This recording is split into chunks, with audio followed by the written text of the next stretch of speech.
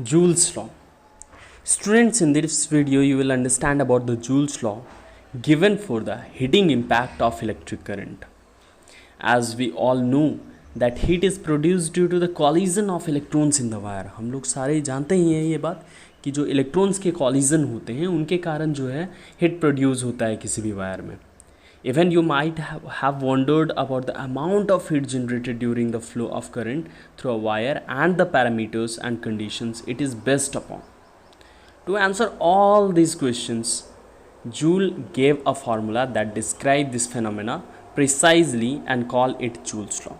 ये जितने भी फेनोमेना होते हैं हीटिंग इम्पैक्ट के, ये जो भी फेनोमेना होते हैं कॉलिजन्स ऑफ इलेक्ट्रॉन के, इन सभी को समझने के लिए जूल ने एक अपना लॉ दिया था, जिस लॉ के ज़रिए ही हैव जस्ट एक्सप्लेन्ड, जिस फार्मूला के ज़रिए he have explained all sort of phenomena regarding this electric circuit.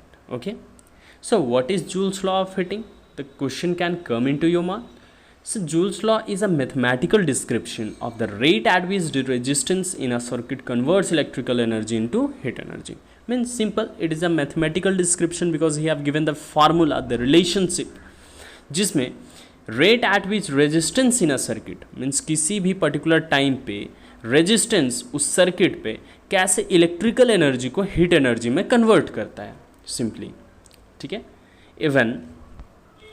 even the Joule's first law shows the relationship between the heat produced by flowing electric current through a conductor.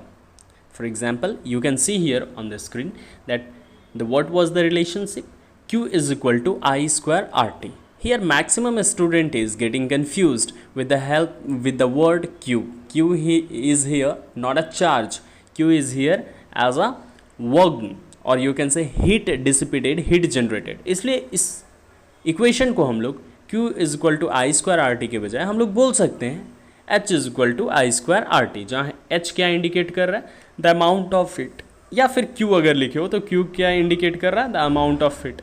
I shows here electric current and R is the amount of electric resistance in the conductor, and here T denotes time.